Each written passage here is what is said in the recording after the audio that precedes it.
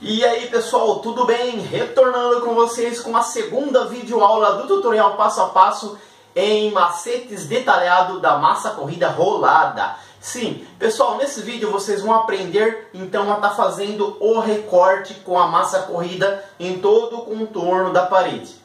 E vão saber a importância também de estar fazendo esse tipo de processo, antes de então estar aplicando e distribuindo a massa corrida com o nosso rolo de textura, ok? Então vocês vão conferir isso neste vídeo, confere aí.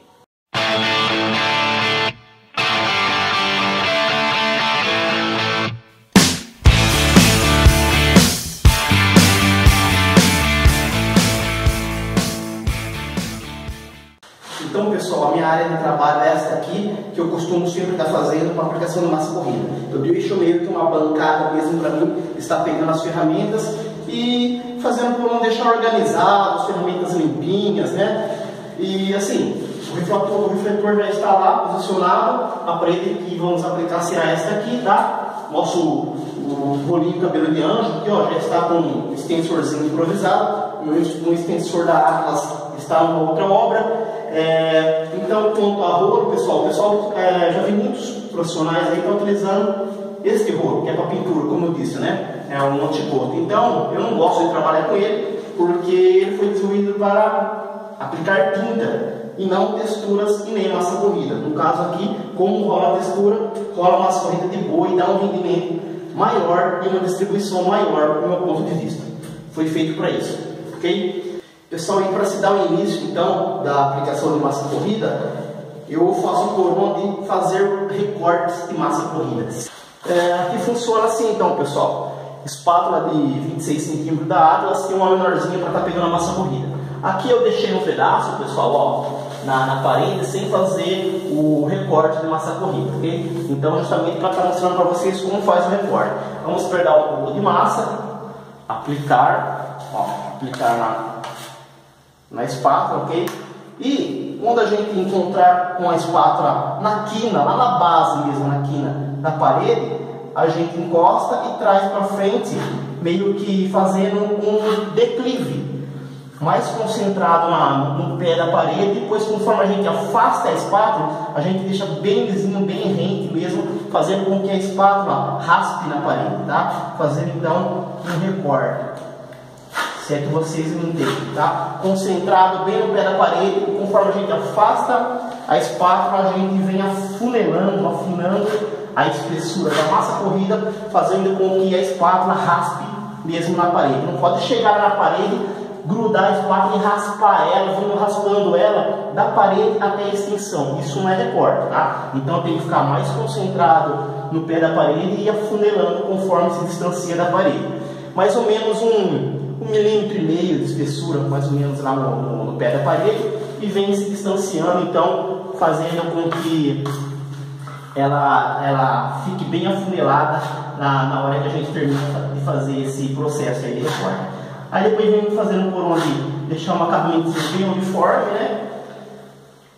E esse recorte aqui eu faço em toda a extensão da parede que precise, na laterais dela, tá? Depois você vem fazendo um acabamentinho bem bacana com ela, ó, tá? Pega um pouquinho de massa. É rápido fazer isso aqui. Essa espátula aqui da Atlas ajuda bastante. Ela tem quase 30 centímetros de largura, né? Feito isso, então a gente contorna toda a parede, tanto lá embaixo, tanto lá em cima. Todo o contorno da parede é feito o recorte com a massa corrida. Por que isso? Por que fazer recorte com a massa corrida? Pessoal, então é feito desta forma o recorte da massa corrida. Eu vou explicar para vocês o porquê disso.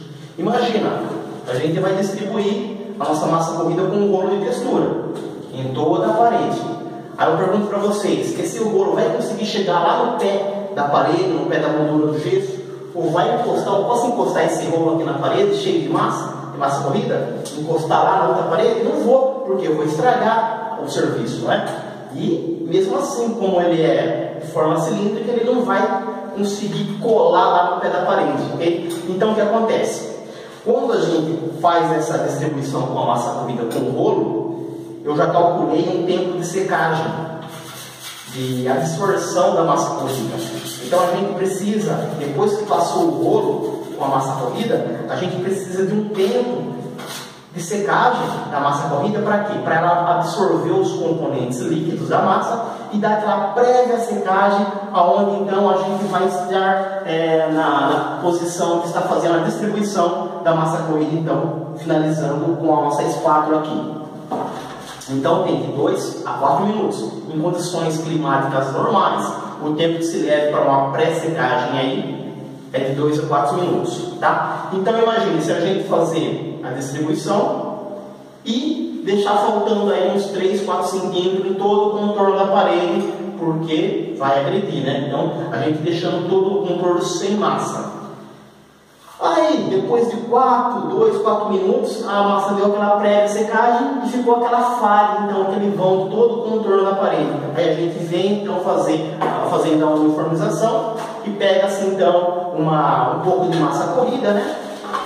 Um pouco de massa corrida, passa aqui na extensão da espátula, pega lá no pé da espátula e puxa.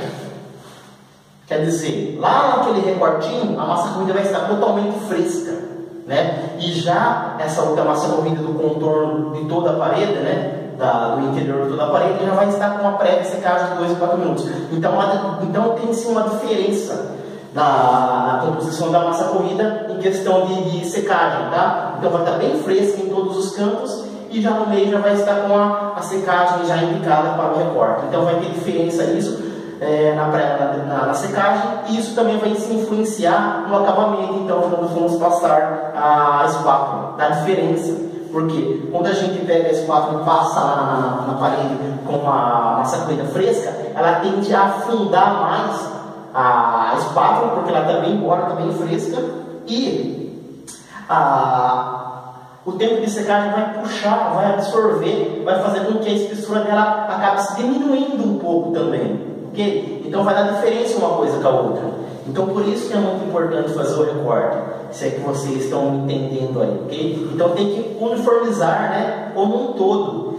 E o bacana do recorte com a massa corrida, que pode se deixar de um dia para o outro. Eu não preciso fazer o recorte como eu fiz o recorte agora. Opa, fiz o recorte, tenho que correr logo rápido fazer a distribuição da massa. Não. No caso aqui, a maioria eu fiz tudo no dia anterior. Okay? Então posso estar fazendo um recorte no dia anterior, se ficar uns risquinhos a gente remove com a espátula.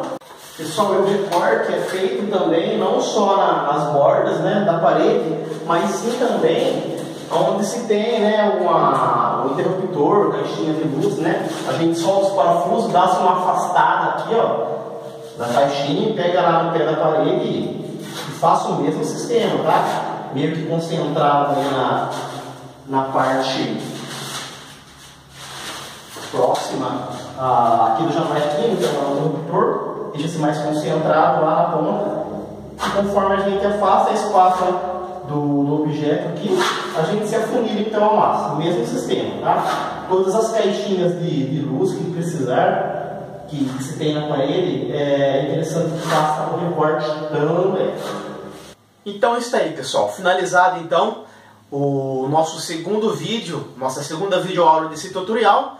Se ficou alguma dúvida sobre essa importância de fazer o recorte, no decorrer dos vídeos vocês vão ver que eu vou estar fazendo essa aplicação com o rolo, com a espátula alemã, e vou estar então fazendo por onde reforçar mais um pouquinho essa questão na hora que estiver fazendo a distribuição da massa corrida na parede. Pode ser que vocês não consigam muito compreender nesse vídeo, mas no decorrer vocês vão captar bem o que eu estou tentando passar para vocês e a importância desse processo, ok? Então eu espero que vocês gostaram. Se vocês gostaram do vídeo, vocês já sabem, deixa seu like, se inscrevam no canal. Um grande abraço a todos e até mais!